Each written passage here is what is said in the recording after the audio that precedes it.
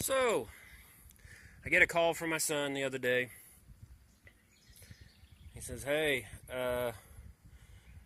when I hit the brakes, there's a popping noise, and it sounds really bad. The kind of calls you always want to get. He says, I'm on my way to work. I've already missed 2 days because I was sick.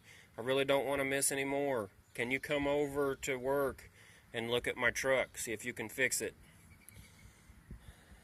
So, I pulled he thought it was in the front end. I pulled the front brakes off, or pull the hubs off, and they're too tight.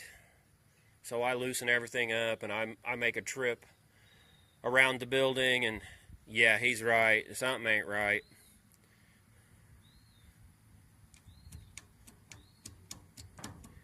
That might be your problem right there, son.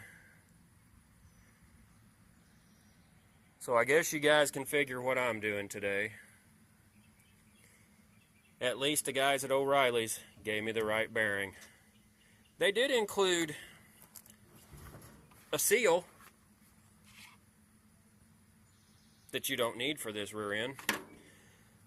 But hey, that's how it goes, I guess. Especially when you're working on a vehicle that's 47 years old. Long gone are the days of paper manuals and flipping through the pages and comparing. You can't go in and buy oil now without them asking you, well, what motor does that have? Is it 2-wheel or 4-wheel drive?